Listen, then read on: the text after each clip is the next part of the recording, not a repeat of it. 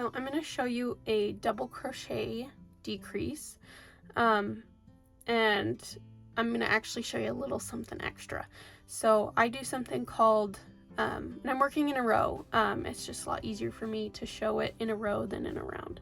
So if you're working in rows and you want to turn with the double crochet, what I like to do, instead of chaining 2 or 3, which a lot of people like to do, I turn it without chaining, insert my hook into that first stitch, yarn over, pull up a loop, and then pull through, yarn over and pull through those 2 to make a single crochet.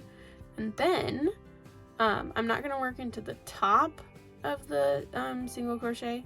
I'm going to go underneath that bar that's right there, and then on the other side, the bar on the other side as well, and then make a single crochet into that.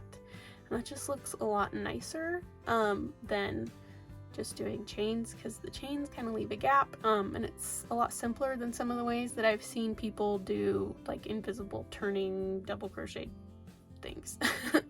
So now to do a double crochet decrease, I'm going to show you the normal way and then the invisible way. The invisible way is a lot better for amigurumi, and the normal way is a lot better if you're doing like blankets or sweaters or something. So yarn over, insert your hook, yarn over, pull up a loop, yarn over, pull through 2 loops, and then instead of finishing off that double crochet, you're going to yarn over, insert into the next stitch, yarn over, pull up a loop, yarn over, pull through 2 loops, yarn over, pull through 3 loops. And that's how you do a double crochet decrease. And if you wanted to, you could even do that with multiple stitches. You just insert, and then you just go all the way until you're almost finished with the double crochet, but you stop short of actually finishing it off.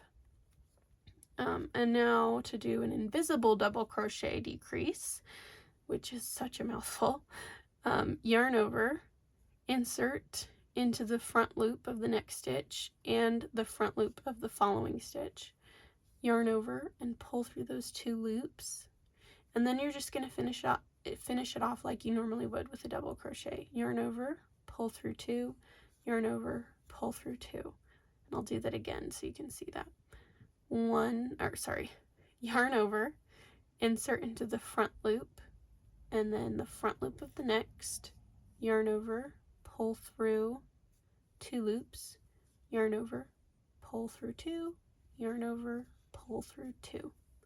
And that is your invisible double crochet decrease.